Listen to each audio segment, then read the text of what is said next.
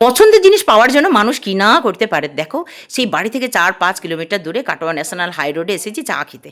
বাড়িতে চা খেয়ে হচ্ছে না, আরে রাস্তায় বেরোলে একটু চা খেতে ইচ্ছা করে, তো মেলা দোকান আছে সেগুলোতে ভালো লাগছে না, স্পেশাল দোকান না হলে হয়। এখানে একটা কাজে এসেছিলাম, কাজটা কিছুটা সেরে রেখে এখন হিয়া আমাদের নিয়ে চলো মেঘনাথদের দোকানে চা খাওয়াতে। ও বন্ধুদের সাথে মাঝে মাঝে এখানে এসে চা খেয়ে দেখেছে চাটা ভালোই হয়। হ্যাঁ গো, দোকানে ভিড় দেখো, মনে হচ্ছে যেন দুনিয়ার যত চা প্রেমীরা এখানে এসে হাজির হয়েছে। এখানে আবার বাটার টি, মালাই টি, চকলেট টি, স্পেশাল টি, বাবা কত রকমের টি হয়। মালাই টি খেতে ভালোই লাগে। এই রাস্তাটাই তো কলকাতায় যায়, কৃষ্ণনগর নবদ্বীপ যাওয়া যায়। আমরা কলকাতায় যাওয়ার পথে ওই যে মালডাঙ্গা, মেমারি, কুসুমগ্রাম, সাতগাছিয়ার নাম শুনেছ? সেখানে কুসুমগ্রামে আছে এই মালাই টির দোকান। একাধিকবার সেখানে চা খেয়েছি, কিন্তু খুব ভালো লেগেছে।